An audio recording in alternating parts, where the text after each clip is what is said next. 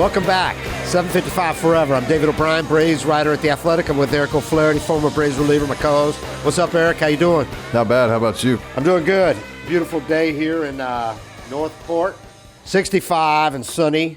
We had some rain and cold weather on Monday. Washed out everything except for the pitching, which they did in the cages. But today, gorgeous. Yeah, this is the kind of stuff crisp, cool day, breezy.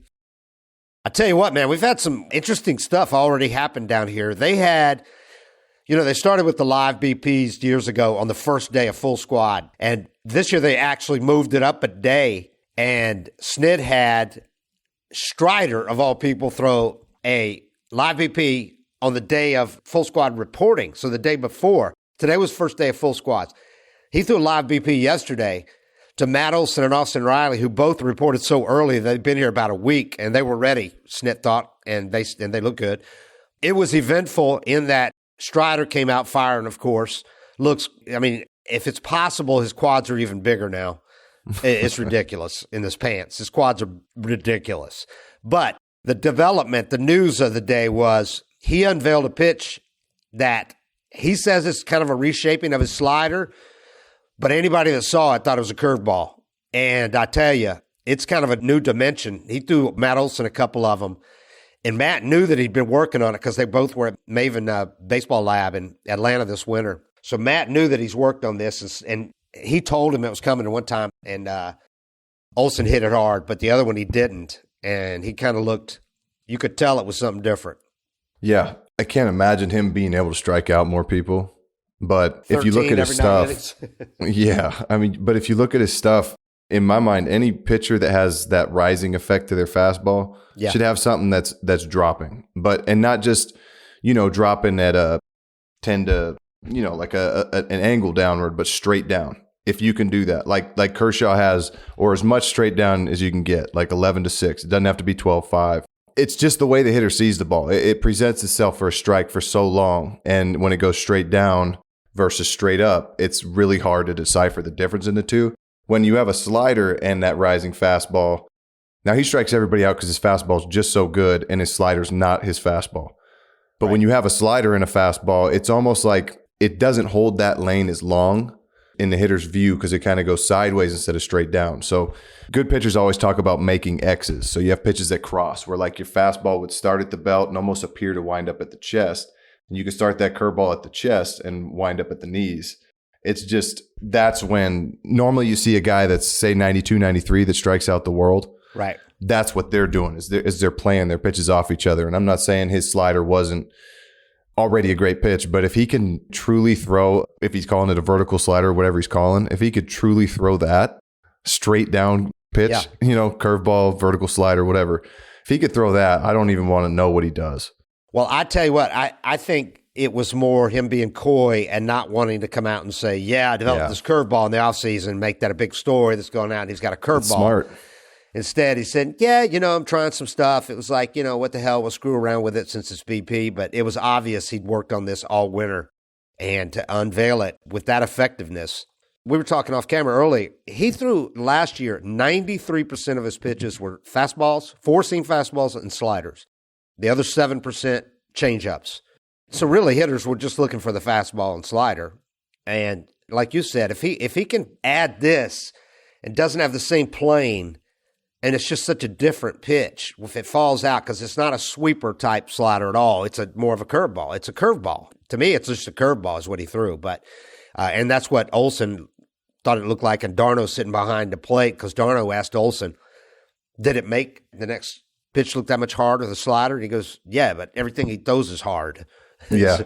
So, he's already got, he averages 97 point something with his fastball, but he can pump it up to 100.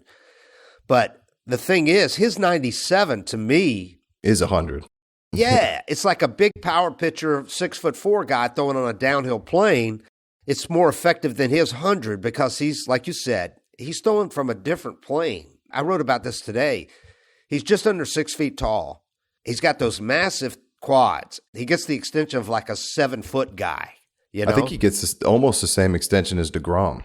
Right, he does. They were like at the top of the charts for extension. But like guys like Garrett Cole get much less extension than him, even though they're 4 inches taller.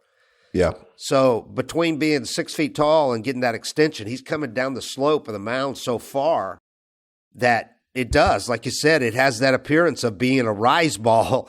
It's not rising, but it's just not coming downhill like all these other guys throwing. So it's just staying the same. So it looks like it's rising. It's just all the hitters last year would talk about that. It's got that giddy up, that extra gear, because it doesn't drop. It comes in. It looks like it's taking off when it gets near the plate.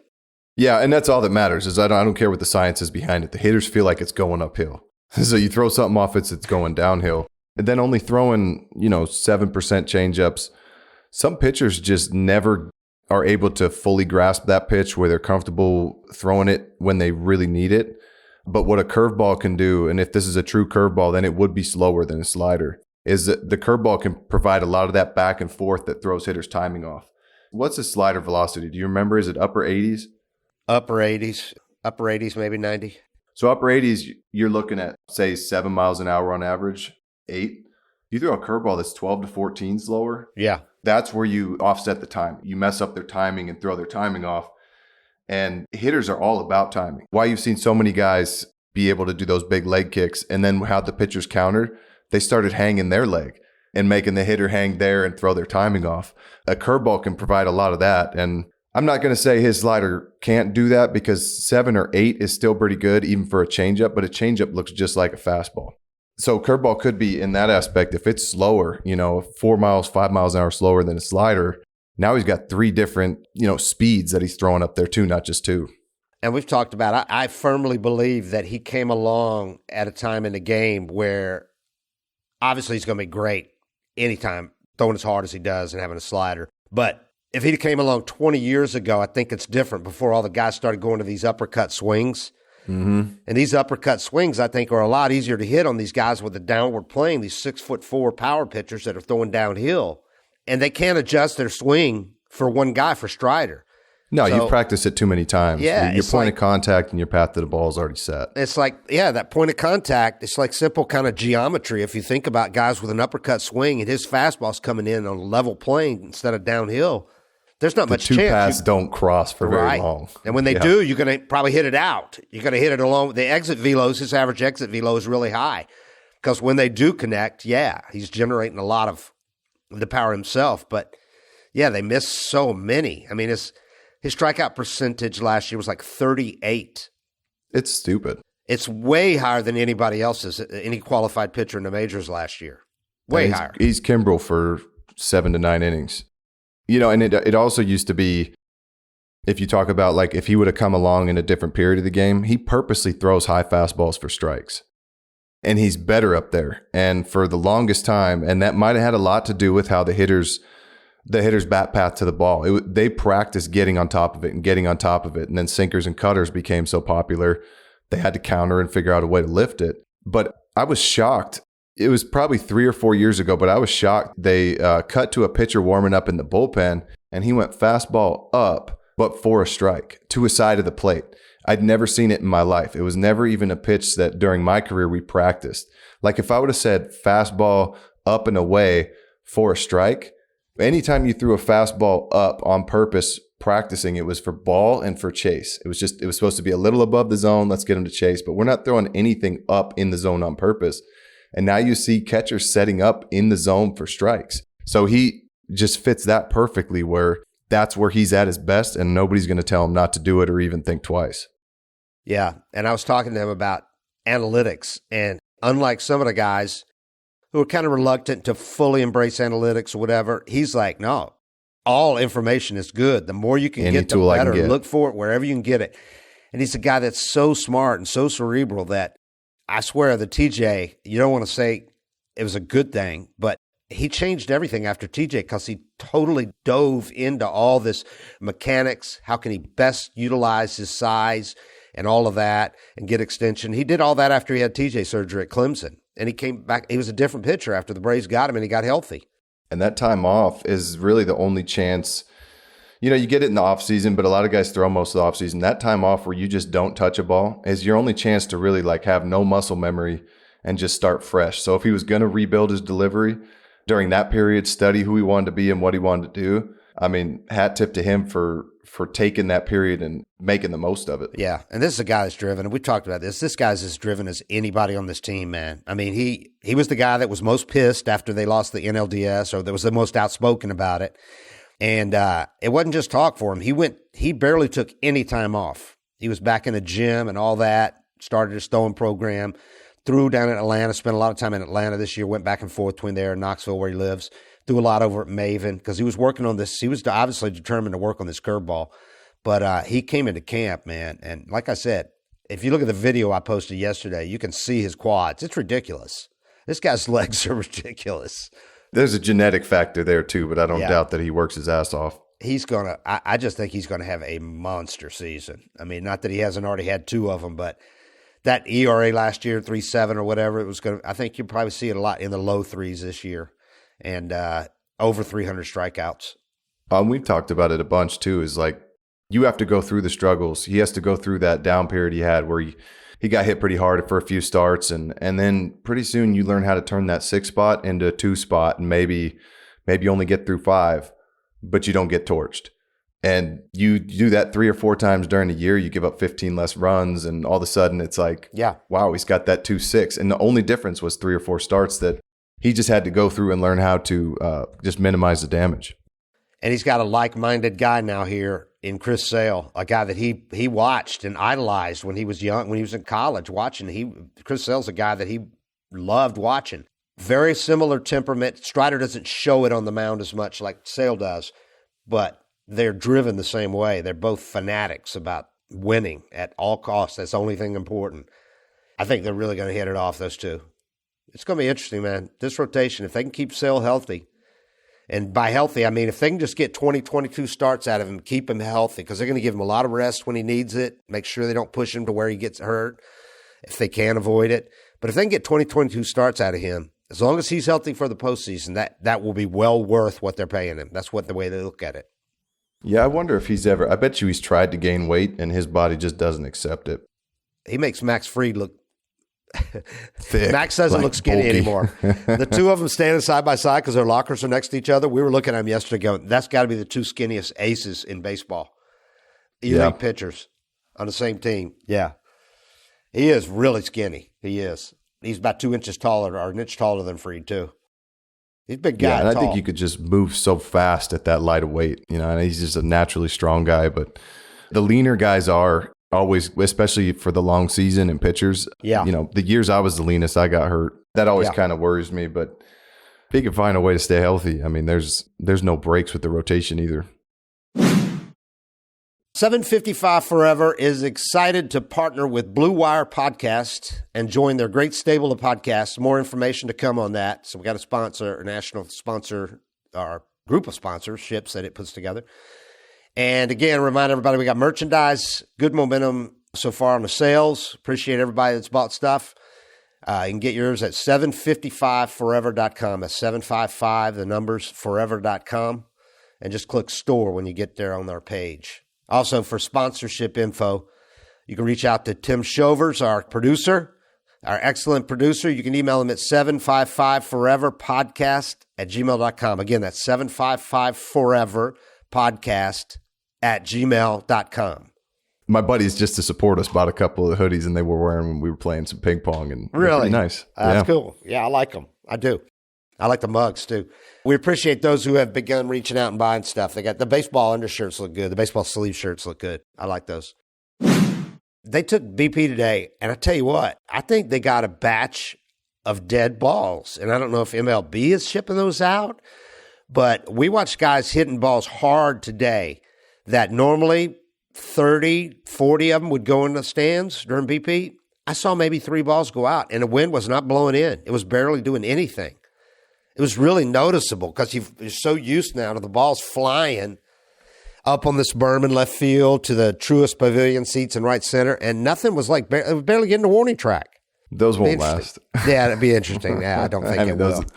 Those will get swapped out. We're not going to have a season with dead ball. I can promise you that. Jared Kelenic, he has made a really good impression so far. I'm writing about something about him today. He's come in and done exactly what they had hoped he would do. He's been a sponge. And I think he's really appreciating being able to talk to all the guys like Austin Riley, Matt Olson. He went and hit with Matt Olson some at Maven Baseball Lab in Atlanta when he was here for the Brace Fest. And Olson said, the guy's got stupid talent. You know, he faced him when he was a rookie, when Olson was still in Oakland, and Kelenic was a rookie with the Mariners. And then last year, Kelenic faced the Braves and hit a home run up their chop house. Olson said, it was the first time he really talked to him. And he said, he's a great guy, and he just wants to come in and play his ass off. I can tell he wants to win. He goes, we don't need him to come in and be the guy. We just need him to come in, be a good dude, play hard baseball, and everything else will work out. And I think he's getting that message. And if he's hitting 7th in the order or so, which I think is where he'll be, that's just going to help him. I mean, he's got just so many guys around him. There's not going to be any of the pressure that he felt. You know, being the guy that Seattle traded for Edwin Diaz, you know? I mean, they give up a lot for him. He was the centerpiece of that trade. And everybody expected, you know, and this is only 6 months after the Mets took him with the number 6 pick in the draft. Seattle fans expected so much, and he didn't do anything for 2 years, really. And then last year, he gets off to that incredible start. And then 45 games, he hit over 900 OPS, 10 homers, hit close to 300, high OBP.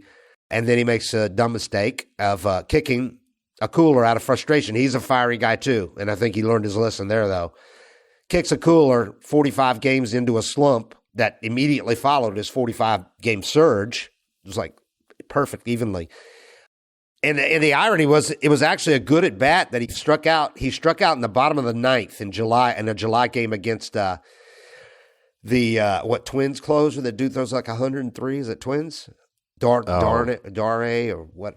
Big dude. I just wrote it, but the guy throws like hard, and he had fouled off like 200-mile-an-hour plus pitches, then struck out and went back to the thing and kicked it. You know. Because he was slumping at the time, and he was frustrated, and then that was it. And everybody thought that was the end of the Mariners' season. But Julio Rodriguez, who had been slumping until then, had really started to get hot. So Kelenic gets hurt, and they actually start winning more because Julio Rodriguez started hitting like Julio Rodriguez can. So, you know, they were in it till the end, and he came back. He tried to come back. Kelenic did at the end of the year, but obviously missed so much time that it wasn't the same. So I think he's looking at this, and I talked to some Braves who said the same thing. This is like pushing a reset button. He's got a new hitting coach. He couldn't have a better hitting coach than Seitzer, who's a guy that, as Kelenic said, I can tell already, he's super positive all the time because hitting's hard. You can be negative on yourself, but he's super positive. And he doesn't try to come in and get everybody to change to a cookie-cutter swing, to his approach. Seitz isn't about that.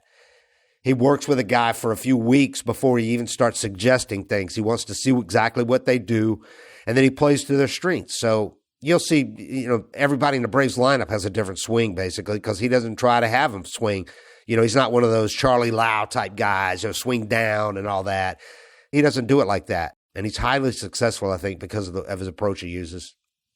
Yeah, you know, it's funny because I came over to Atlanta from Seattle, and I'd kind of made an ass of myself in Seattle.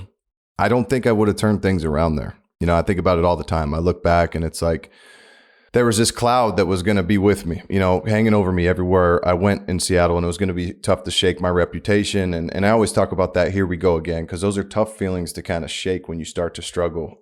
And I was the exact same age Kelenic is right now. I was 24. So I could speak to it that a fresh start can absolutely change your career. Having no expectations, I don't mean none. He's going to have his own expectations that he has, but it's going to be such a stark contrast to, we gave up Edwin Diaz for you. You're supposed to be so good. And there's certain guys that no matter what they do, like Acuna is one of the only guys that came with all this hype and surpassed it. Yeah. Most of the time, there's this level of hype around you that you couldn't possibly live up to, especially that early in your career. You're not a 24, 25-year-old yet. You know, your brain's a lot of times not even developed. Like, you're just not ready for this. And then you get put in a situation where you get this hard reset and nobody expects anything of you, and you can just play ball. And I mean, that's why I said when they traded for him that I was like, I could see him having 15, 20 homers by the break and having a breakout season, and this looking like, you know, for Seattle, a terrible trade. But when you look at it, the way I look at it is like, he wouldn't have turned it around in Seattle, I don't think, because he was too deep into that mess.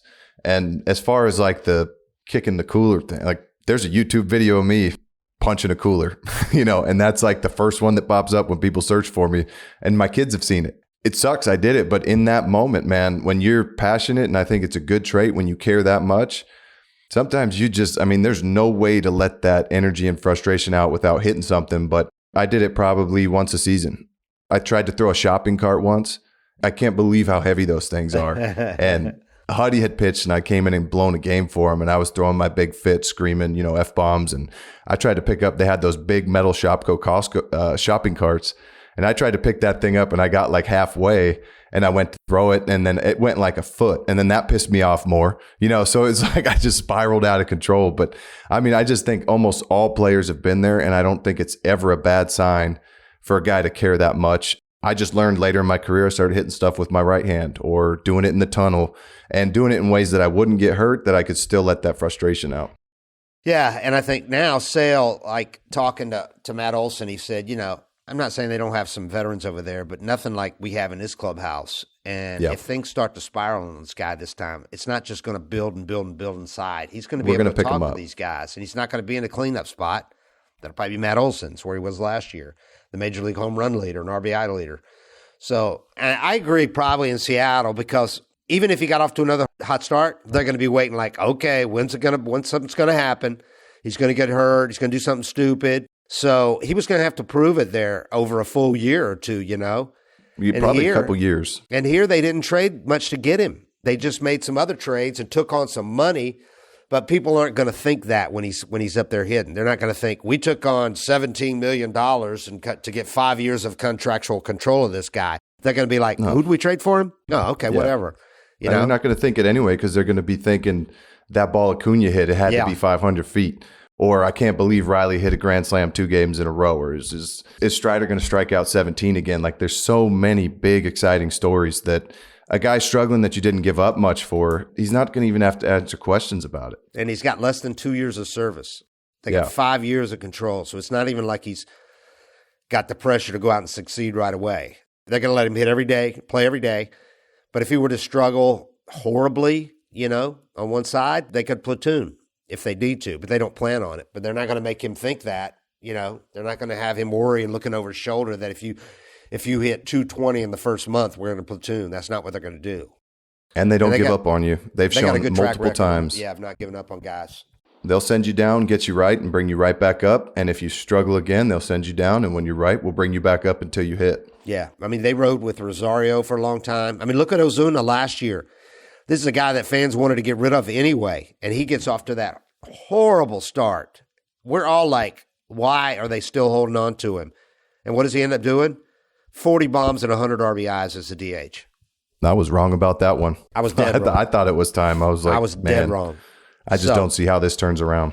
And it did. He's in the perfect place as far as all those factors are concerned. The manager, the general manager, the teammates, the expectations of the fans. I mean, this is it.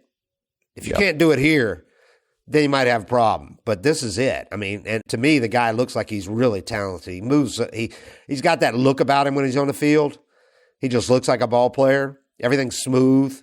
His swing looks good. He throws well. He throws really well. He throws hard. He's got a great arm. But Austin Riley was talking about the thing that stands out about him was the attention to detail. He said the preparation before he goes out on the field, his stretching and all that, then his throwing, he does everything regimented. He doesn't just screw around when he's out there. Everything is really straight. And Austin said, yeah, that's you don't see that very often. So that was good. They've all been impressed by the kid. I say kid, he's 24. Sometimes that can turn into a negative where you can convince yourself that if I don't feel right, I can't have a good game. That's an area that he could talk to older guys about. And it's like when it's time to play, you just go play and you take what you got that day.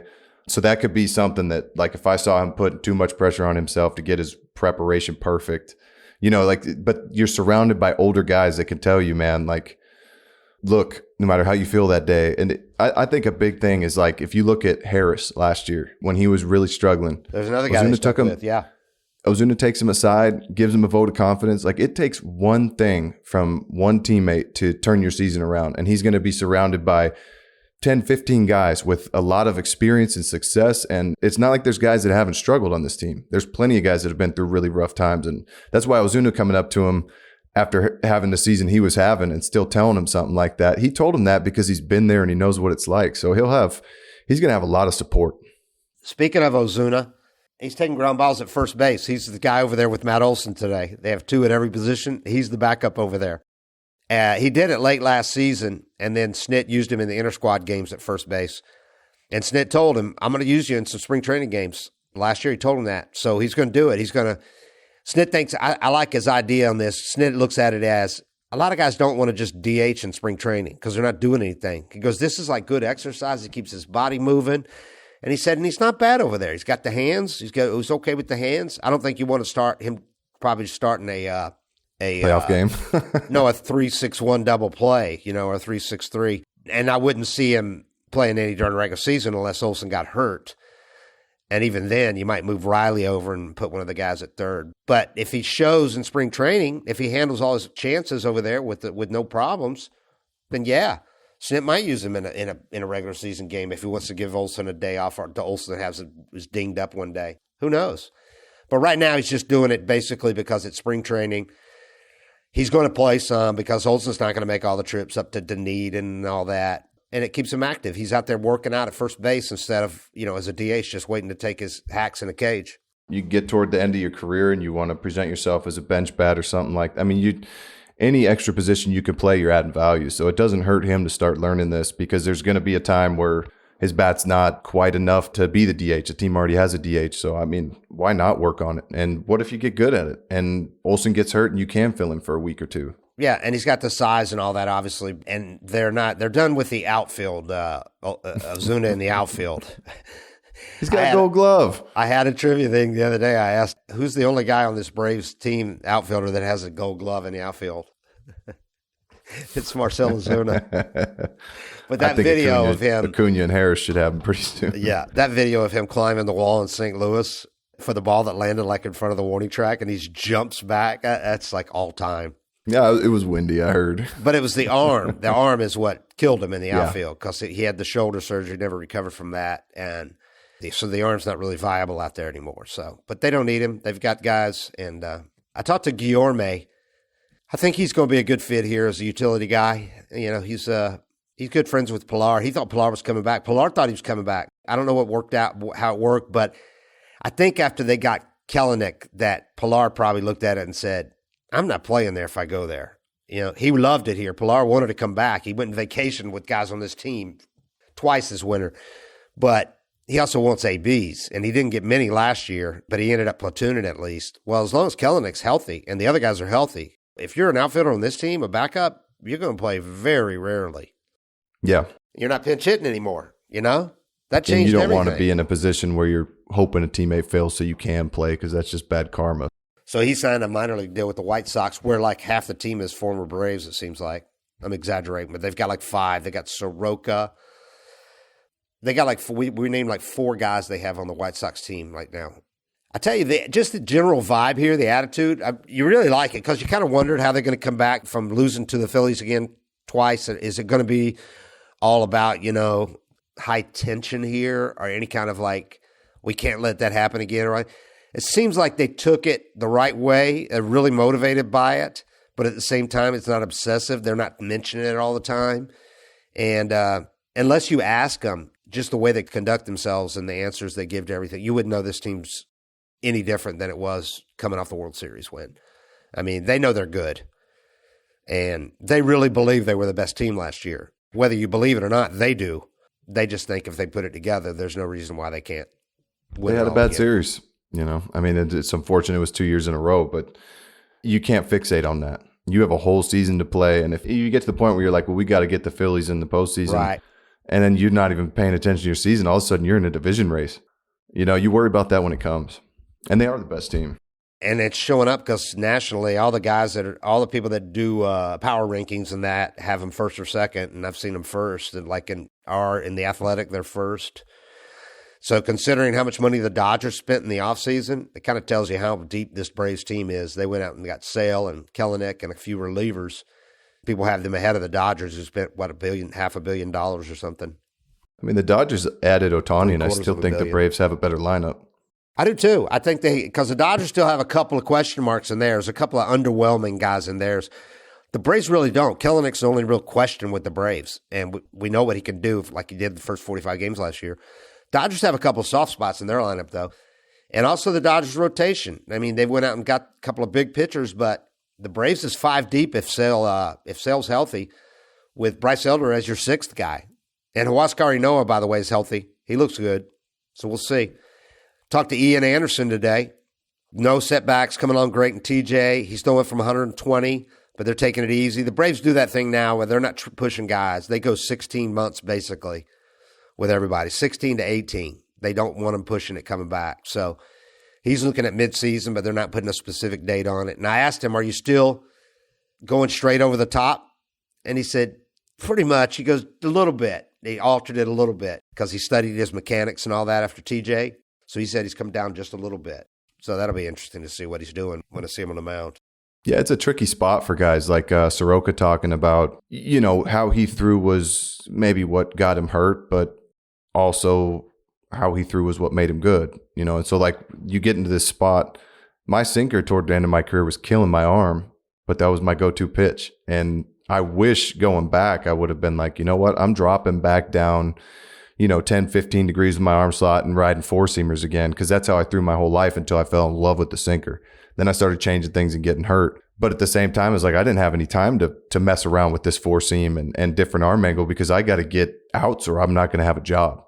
So I think Tommy John's it's a window to make those changes and get it into some rehab starts and see, like, am I effective from here if this is my healthier way to throw without, a lot on the line. Yeah, it'll be interesting. He did say that he threw last spring. It was hurting the whole spring, and he just thought he could pitch through it. And he didn't say anything until he went to AAA and got completely lit up in his first start there. And that's when he said, yeah, it's hurting. And they did the MRI, and yeah, it's torn. It's a hard lesson to learn because he would have been collecting service time the whole year. God, that is. You're right. And I asked him, I said, looking back, could it even have been contributed to you struggling the previous year after, it had been so solid coming up? And he said, yeah, I don't want to look back that far, but, there was stuff off and on that was hurting. So I really believe it started hurting him then. Yeah, and even before it starts hurting, it gets kind of weak and ball's just not coming out the same. So you get him back at midseason. You get Penn Murphy, the reliever who's coming back from TJ. They're going to have him at midseason. You're going to be some big additions to this team. Penn Murphy's going to be a big addition to that bullpen potentially. Big strikeout numbers for that guy. Huascar Ynoa. We're going to see some guys come up that are a higher grade pitcher than the ones they've pulled up to make those extra starts in recent years where you're kind of crossing your fingers going, this guy's had a 7 ERA and 4 major league starts with the Mets. What's he going to do here? They got some proven guys that are going to be on the back burner. That staff at Gwinnett could be pretty studly. Yeah, and ideally you don't ever even need to find out if they fixed it or not, or if they're better because your team stays healthy. But, that's not realistic. There's always opportunities for those guys. If you can bring up guys like that, you're in good shape. Yeah, the bullpen. The other lefty we were talking about the other day because I knew they had 4 or 5. The other one's Kerr, the guy they got from San Diego, whose numbers aren't great, but tremendous arm. They love his arm. Throws hard. And between him and Dylan Lee, you got 5 lefties there. They're obviously not going to go with 5. Dylan probably starts out AAA. Kerr might, but there's a chance they could go with 4. They're going to have at least 3, though. Why is Dylan Lee going to go to AAA? Got an option left. I love the way he throws. So, yeah, another nice one to be able to pull up anytime they want it. So the bullpen is stacked. It really is stacked. Yeah, if you're sending him to AAA, you're stacked. Yeah, Alex was really driven, obsessed with making sure they didn't have what happened last year when the rotation went into the postseason again, diminished, got injuries in the previous year, injuries and illness. And if you look at the September numbers, August and September numbers for the bullpen, which had been a real strength for a couple of months, carried the team, really took a dip in August, September because they were using guys so much. They were using early on Jesse Chavez and Minter, they were tied for the league lead in appearances. They were using them every other game. So they each went through a period. Chavez got hurt, but just about everybody in that bullpen went through a rough stretch last year, and it was not the same pen when it went into postseason at all, even though they pitched okay. Yeah, I think it's a tough balance. The last thing you want to do is have a tired pen in the postseason. They've rode that pen to a World Series. Yeah. And you're not going to have it this year because between the starters they've got, that should be guarantee you're not using openers, guarantee you're not going to have many guys going pulled in the third inning, and some guys going a little longer. Between the starters that you've got and the fact that you've got 8, 9, 10 deep in the bullpen. So even if a couple of guys get hurt, there's just no reason why they should go into the postseason with a pen that's on fumes like that again. Yeah, and a really, an important role that they've had the last however many years is their longman. Yeah. Jackson Stevens, he's there. He's a candidate for that, but I don't know if he's good enough to make this pen. But he might be the guy just because, if they need somebody to suck up 3 innings, he can do it. The other way they could look at it is, though, we got enough guys that if we need to eat 4 or 5 innings, we can use 3 of our good guys and just do that without taking up one of those spots with, Jackson Stevens. So it'll be interesting. You call, Penn gets a little worn down, you call a Noah up. And he's been starting, he's a guy that just looking at him and watching him walk around, he's hitting homers. He's athletic. He's a guy that has been in the pen. They could throw him for 3-4 innings and give him a few days off and keep doing it with him. But he's got dominant stuff and you're not going to have to get guys up to back him up. Right. And Ronaldo Lopez, it's going to be interesting to see his role. Does it change? I think he's going to start the year in the rotation. He's getting stretched out here to start. But obviously they can make that move whenever they need it during the season. Because you got other guys you could put in the 5th starter role if you need Lopez to go in either as a closer or as a primary setup guy. There you go. Man, what a weapon to have, that guy. Yeah, 100-mile-an-hour fastballs don't really they don't get old. No. They always play. It's going to be a fun team to watch, I think, and they have been fun, obviously. God, it's like, can they possibly match last year's offense? I don't know. I mean, it seems like it's more likely that 1 or 2 guys are going to have significantly. Nobody had a bad year last year. I mean, everybody was almost at peak or did set career best. I don't know if you can expect. I mean, Acuna is the best hitter in baseball, best player besides Shohei. You might say Shohei's the best because he could pitch, but I would take as a position guy, Acuna is the best player in baseball to me. But he might have a monster season and still not go 40-70, That's crazy. Matt Olson, can he possibly match that? And he set franchise records on a franchise that had Hank Aaron and Eddie Matthews and Chipper Jones. He set homers and RBI records for the franchise. If they do 75% of what they did last year, they're still probably top 1-2 offense in the game, probably 1. Right. I mean, it was just stupid what they did the whole season. Yeah, they hit 307 homers last year. If they hit 270, they're still going to be top 2 or 3 in baseball, and you get a little better pitching, Because the rotation numbers ended up being not very good last year. The rotation numbers were not good. They should be a lot better this year. Max Fried missed half the season. Kyle Wright missed almost the entire season. If you look at it, how they patched it together, it's pretty impressive. But Max Fried's on a free agent walk year. Chris Sale's added. Spencer Strider now is established. And Charlie, you look at Charlie's numbers last year, until the last 2 starts before he got hurt, he had a low 3s ERA. Yeah. And tons of strikeouts. He had over 200 strikeouts in 170, 80 innings last year. So then he gave up 10 runs in 10 innings in the last 2 starts and got hurt after 1 inning in the very last one. But people that look at his numbers and think, what are they bringing Charlie back for? This is a rock, man. This is a guy that you look at his – he leads the team in innings and strikeouts and wins over the last 3 years since he's been here. Yeah, and he's always there. Yeah, I mean, he did get hurt, but he doesn't have a lot of just bomb starts. I'd rather have a guy that maybe he doesn't put up a 2.6 ERA. Maybe he's in the mid-3s, but a majority of his starts, you're getting 6 or 7 innings out of him because that's what saves your pen over the season. And he's a guy that Snit knows that even if he gives up 3-4 runs in the first inning or the second inning, he leaves Charlie in because he knows he's going to settle in and not give up another run. So he might give up 4 runs. That guy could give up 4 or 5 runs in the second inning and still get through 6 and not give up another run. So and that's why pitchers used to get paid on innings. I remember I was with Seattle and we signed Carlos Silva to a 4-year deal. And he didn't have amazing numbers, but he'd thrown 200 innings however many years in a row. And it was just that there's a huge value in that especially for saving your pen. And anybody wondering about Wash's infield drills? Tui Asasopo, I've watched him handle the fungo. It's pretty solid. I think he's going to be okay. He's not going to have the Wash banter that we got so used to, but who could? That's going to be interesting to watch that. I watched Goodwin today. I think that was a great promotion to bring Goodwin up. He'll pick up a lot of the trash talking and laughing in the clubhouse that Wash has taken with him. And Tui's a guy he's always got a smile on his face and he's always ready to work. And you can't really ask for much more guy. than that. Tui's a really good dude. Goodwin, I really like the fact that he's going to be working with these outfielders. I think he's going to be able to help some guys. He looks like he could still play. Yeah. So, and everybody loves him. So, good hires and good on them to promote guys, from within the organization.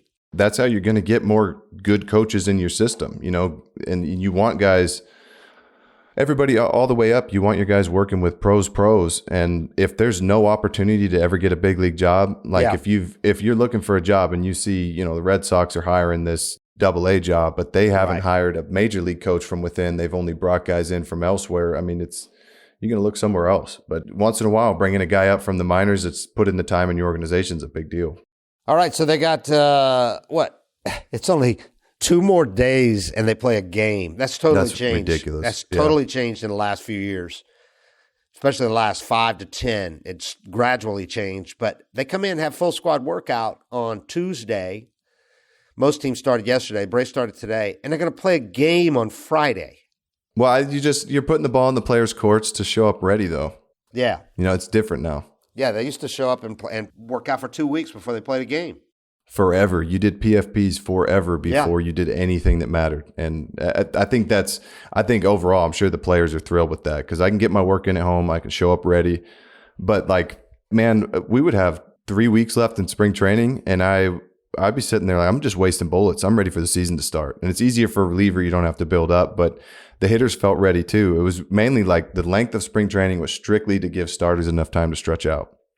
And Snit's like Bobby. He gets the guys in and get your work in, get it done, get out of here. They don't stay out here until 2, 3 in the afternoon. They don't take lunch break and come back and keep working. They never do that. The best camp of all time was Bobby Cox spring training.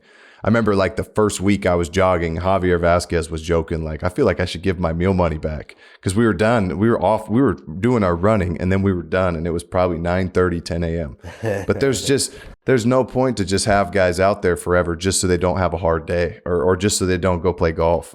That's what Snit said, why keep them out here? We could stand around, sure, for hours. All you're going to have is everybody get fried backs and sore feet. So come in, do your work, get out of here. The less time you spend standing around in cleats, the better. All right. Well, we'll do another of these next week and have some games to talk about. But so far, been interesting, and the Braves are going to be a fun team to watch once again, obviously. And nothing but good, nothing but positive early in camp. I know that everybody says that, but, this is a team that has won 205 regular season games the last 2 years. So there's not a lot to fake. Yeah, exactly. They know they're good. All right, that's it. 7:55 forever. We appreciate you guys listening, watching, buying stuff, and keep it up. Thanks a lot. We are out.